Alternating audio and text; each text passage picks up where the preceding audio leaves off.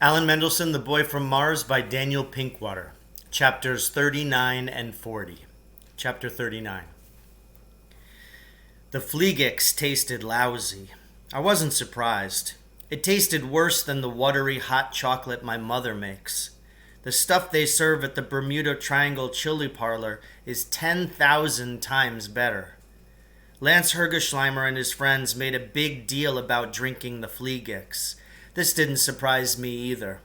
After all, from what Lance Hergesheimer had just told us, it was all they had in the way of entertainment.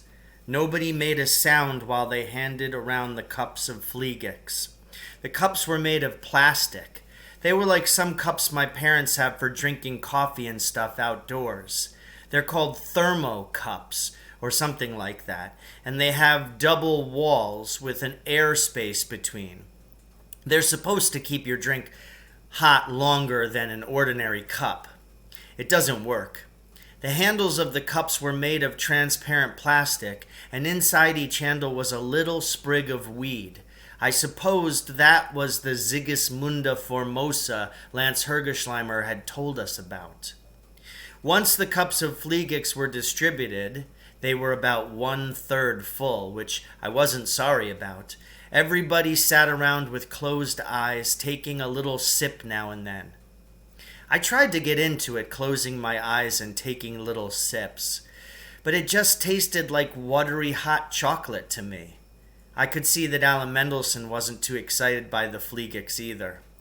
The Fleegix drinking ceremony went on and on. It seemed like it was going to last forever. Since everybody's eyes were closed, it seemed like it might be a good time to slip away and have a private conversation with Alan Mendelsohn. I poked him in the ribs and held up 2 fingers and then 6. Alan Mendelsohn nodded, and we both went into State 26 and tuned ourselves out of the Waka Waka plane and back into Hogborough. It turned out we were sitting in the front yard of a house in West Kangaroo Park, about 6 blocks from where I lived. "What do you think?" I asked Alan Mendelsohn. "About the doings in Waka Waka?" he asked. "So far, I'm really sorry that I sold my comic books. Still, I'd like to hear about them and it, if Lance Hergesheimer ever finishes his story, and I'd like to meet Ralsop if we get the chance. But mostly, it is sort of boring," I said. "For sure," Alan Mendelsohn said. "It would be our luck that we get to visit another plane of existence, and it turns out to be the dullest place in creation. And that Fleegix, yuck." "Well, let's give it a few more hours," I said. "It's still early, and things may pick up." "Sure," Alan Mendelsohn said. "I've got nothing else to do. And besides, I've got an idea we may be able to help those dullards out with their problem. They're not mean or evil, just so uninteresting." We tuned ourselves back to Waka Waka. Everybody was still sitting around contemplating their Fleegix. I guessed that the whole business took half an hour. Finally, the Waka Wakians started to wake up and blink and look around. They all looked very contented. "There," Lance Hergesheimer said. "Wasn't that beautiful?" "Oh, yeah, beautiful," Alan Mendelsohn and I said. "I'm glad we had a little Fleegix on hand so you could have this rich experience," Lance Hergesheimer said. "They only gave us enough so that we don't go crazy and revolt. Often we don't have any Fleegix for days at a time." The other Waka Wakian cave people were drifting away, cleaning up the Fleegix things and wandering off to their little rooms. "Mr. Hergesheimer," I said, "about them. You were going to tell us about them and it." "Oh, yes," Lance Hergesheimer said. "I was so transported from ugly reality by the Fleegix experience that it completely slipped my mind. Thanks for reminding me." Then he fell silent. "Yes?" Alan Mendelsohn said. "Yes?" answered Lance Hergesheimer. "About them," I reminded him. Oh, yes, them. Where did I leave off?" I hoped this was going to be worth the effort. They came, I said, and took over the Zitskis bushes and half the city of Lenny, and then they kicked everybody out of the city of Lenny. Who are they? They, said Lance Hergesheimer, are 3 Nafsulian freebooters, pirates, plunderers, known as Manny, Mo, and Jack. Somehow they managed to cross the interplanar barrier just as you did. Upon arriving here, they looked around for our most valuable commodity to steal. Naturally, in our Fleegix culture, the most valuable things we have are the Zitskis bushes. So they took those over. Since they couldn't take them away with them, they stayed here and set up a sort of pirate empire. They export our Zitskis berries at cutthroat prices and give us just enough berries to make a tiny quantity of Fleegix for our own use. But if there are only 3 of them, why didn't you all just kick them out? Alan Mendelsohn asked. Well, my boy, Lance Hergesheimer said, we can't do that for 2 reasons. First, we have such a highly evolved and peaceful civilization that it's been centuries and centuries since we've had any sort of police or army or tough guys. There's nobody here who would know just how to go about kicking them out. They're very scary, you know. Second, they have it, the unspeakable beast, the hateful thing, the malicious monster, the Wazzle. The Wazzle? That's its proper name, Lance Hergesheimer said. We're so scared of it, we don't even like to say the word. Oh, it's a fearful thing, boys, and invisible. You never know when it's lurking about, ready to bite and scratch and thump you to death. Has it killed anybody recently? Alan Mendelsohn wanted to know. No, not lately, Lance Hergesheimer said. We've learned to avoid it, to sense its presence, and we've learned to stay in the dimly lit places where it doesn't like to come. At night, we hide in our caves. When was the last time it killed anybody? Alan Mendelsohn asked. Oh, a very long time ago, Lance Hergesheimer said. I don't exactly remember when it was. Who did it kill? Alan Mendelsohn asked. Who? Oh, somebody.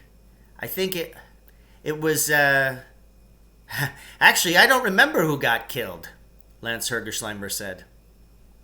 I'd really like to know who got killed and when, Alan Mendelsohn said. Could you ask the others? Lance Hergesheimer called out to his cave mates, who gradually straggled out of their little cells and gathered in the big room. I'm explaining to these newcomers about, it. The Wazzle, Alan Mendelsohn interrupted. Yes, that, Lance Hergesheimer said. Alan is very much interested in knowing who the last person it happened to kill might have been, and when this tragedy took place. Will someone please tell him? There was a lot of confused muttering and arguing among the cave people. It soon became clear that none of them knew who the Wazzle had killed or when. Well, let me ask you this, Alan Mendelsohn said. When was the last time anyone has suffered any violence at all from the Wazzle? And who was it that it was attacked? I can answer that, Eugene said. It was me. Not 6 years ago, I was standing on the edge of the forest taking some sun, and something crept up behind me and gave me a terrible kick in the seat of the pants. It was for sure. And it would have done worse, but I ran into the shadows where it couldn't follow. Anyone else? Alan Mendelsohn asked. There were no other first-hand experiences of the Wazzle. Now, has anyone ever seen Manny, Mo, and Jack? Alan Mendelsohn asked. Oh, yes, Lance Hergesheimer answered. We've seen them many times. We see them when we have to go to the city of Lenny to collect our Zitskis berry rations. And sometimes they call us together and holler at us and frighten us. What do they look like? Alan Mendelsohn asked. Oh, horrible, Lance Hergesheimer said. All the other cave dwellers nodded in agreement. They have mean faces and they have strange, scary eyes. They're small, but wiry and hairy, and they have long, strange noses. Can anyone go to see them? Alan Mendelsohn asked. Nobody would go to see them unless they're sent for, Lance Hergesheimer said. Why go looking for trouble? When they do send for you, what happens? Alan Mendelsohn asked. Well, first they sound this huge electric horn. You can hear it from all over the countryside. That's our signal that they want us to come. Then we all gather on the steps of the Palace of Culture, the biggest building in the city. After a while, the three bandits come out and stand at the top of the steps and call us names and make faces at us. Then they go inside and send it, the Wazzle, yes, that thing, out to chase us away. What does the Wazzle do when it comes out? Alan Mendelsohn asked. We don't wait to find out, Lance Hergesheimer said. The second they go inside, we all run away. This is very interesting, isn't it, Leonard? Alan Mendelsohn said. Now tell us something about Nafsulia, he said to Lance Hergesheimer. Well, there isn't much to tell, Lance Hergesheimer said. Nafsulia is all the things Waka Waka is not. There's no order in Nafsulia, no culture, no government, no morality. We tried to contact some kind of government in Nafsulia through our friend Rousup to see if we could get some help in stopping this tyranny, but Rousup couldn't find any government in Nafsulia. Is Rousup nearby? Alan Mendelsohn wanted to know. Yes, Lance Hergesheimer said. We may want to see him later, Alan Mendelsohn said. But first, I'd like to have a talk with my friend Leonard. If you'll excuse us, we'll go out into the forest for a while. When we come back, we may have an interesting proposition for you. Chapter 40. What's this all about? I asked Alan Mendelsohn when we were out of the cave and in the forest. Do you feel like taking a chance? Alan Mendelsohn asked. What do you mean? I've got a feeling about the Wazzle and the Nafsulian pirates, Manny, Mo, and Jack, he said. I think we may be able to straighten out this whole thing for the Waka Wakians. But if I'm wrong, there may be some danger. Are you interested? Well, sure, I said. Anything to make this adventure a little more interesting. Great, Alan Mendelsohn said. Now, we've got to work fast. I'd like to get this whole thing wound up today. First, let's find a patch of sun in this forest. We found a spot where the sun was shining through the trees and making a bright place on the forest floor. Alan Mendelsohn stood in the middle of the patch of sunlight. I'm going to tune back to Hogborough, count to 30, and then rematerialize here, he said. Keep your eyes on the spot, and after I come back, tell me exactly what you saw. Alan Mendelsohn faded away, and I was alone in the forest. It was eerie. I counted to 30 in my head, and at the count of 30, Alan Mendelsohn began to reappear in the sunny spot. How was that? He asked. Just fine, I said. You vanished and reappeared. Now, Alan Mendelsohn said, I'm going to try the same thing while standing in the shadows. Watch closely. Alan Mendelsohn stepped into a shady place and faded and returned. Well, he said, what did you see this time? You didn't vanish completely, I said. I could sort of see your outline if I squinted a little. Just as I thought, Alan Mendelsohn said. Now we know why the Wazzle doesn't like shadowy places. This invisibility thing only works in bright light or total darkness.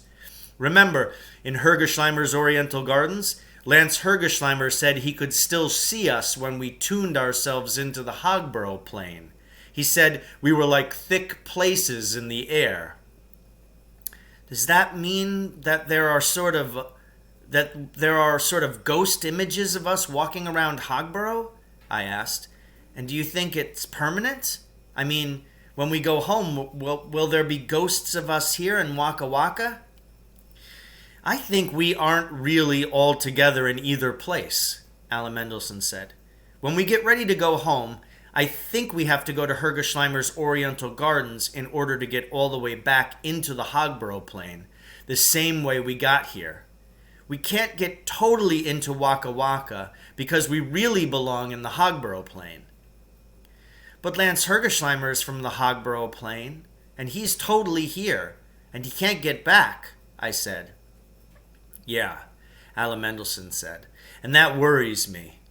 I wouldn't want to get stuck here with the stupid Fleegics and all that. Maybe Ralsup will be able to tell us something about that. Ralsup? I asked. Yeah, that's the next step, Alan Mendelsohn said. I'm going to talk to Ralsup. He may help us. He and I are both Martians, after all. That was one of the things I liked about Alan Mendelsohn. You never knew what he was going to come up with next. We went back into the cave. Alan Mendelsohn asked Lance Hergesheimer to call all his cave mates together.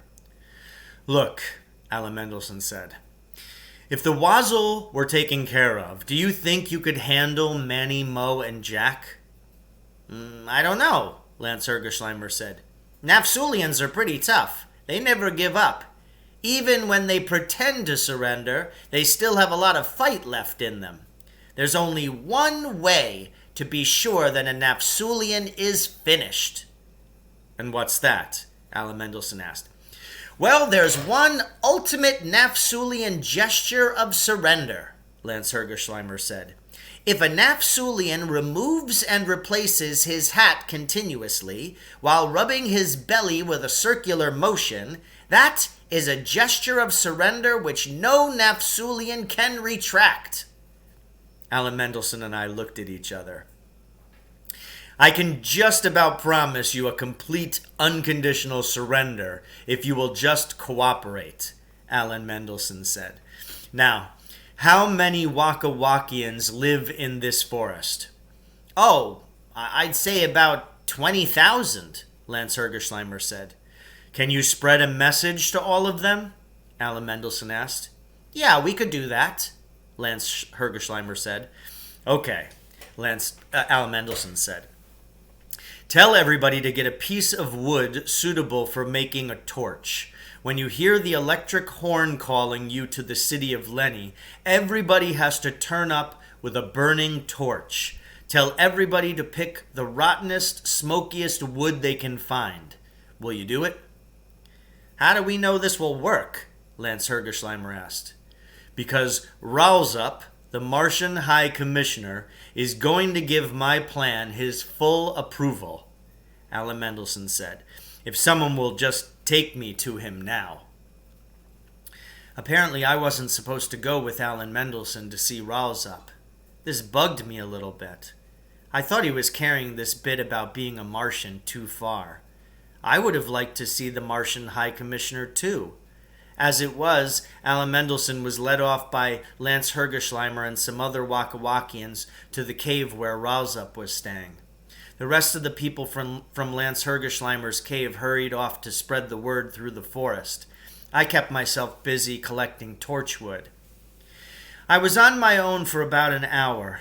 After I got the torchwood collected, I tuned back to Hogborough just to see what was happening. It wasn't any more interesting there, and besides, it was cold, so I tuned back to Waka Waka and just hung around the cave. Finally, I heard voices and people crashing through the undergrowth, and Alan Mendelsohn, Lance Hergesheimer, Eugene, and some other Waka Wakians came into view. It was interesting, Alan Mendelsohn said. I learned a lot. I had a private audience with Ralsup. Nobody else was allowed in, so you wouldn't have been able to see him if you'd come along. It was nice of Alan Mendelsohn to at least mention that. I got over feeling mad at him for not taking me with him. Ralsup is all for my plan, and he's going to help us. Also, I found out something even more important, Alan Mendelsohn said.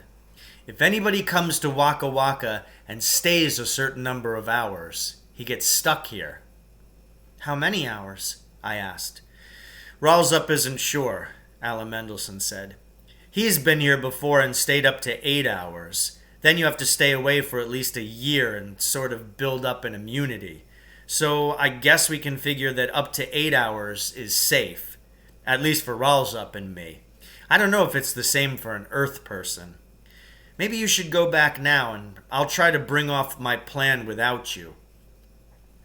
Why don't you cut out that Martian stuff? I said. This is no time for it. Thanks, Leonard, Alan Mendelsohn said. You're a brave kid. We've been here for about 5 hours, so we better wind things up in a hurry so we can get home. By the way, Alan Mendelsohn smiled, Ralsup and I took care of some personal business, too. The truth is, I hadn't always known what Alan Mendelsohn was talking about. Sometimes I thought he was a little crazy, for example with his business about being a Martian. But he was my friend, and I usually just went along with whatever he wanted to do. Now, here's the plan, Alan Mendelsohn said. By this time, everybody has got their torches and instructions. Right now, the word is spreading that Ralsup has approved my plan. They all respect him a lot. I think they'll go through with it. Even though they're frightened of Manny, Mo, and Jack, the Nafsulian bandits, they're really sick and tired of getting pushed around and not having all the fleegics they want. I'm sure you realize that we can get Manny, Mo, and Jack to make the Nafsulian gesture of surrender, taking off their hats and rubbing their bellies, by using Klugarsh mind control. Sure, I realize that, I said. Well, Ralsup says that once we get them to surrender, he can transport them out of here and back to their own existential plane. I thought if you stayed here for more than 8 hours, you couldn't get out. That's Martians and Earth people. Nafsulians can go anywhere, Alan Mendelsohn said.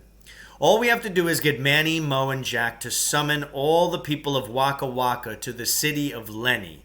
Then we neutralize the Wazzle, get them to surrender by using Klugarsh mind control, and the whole thing is wrapped up. Wait a minute, I said.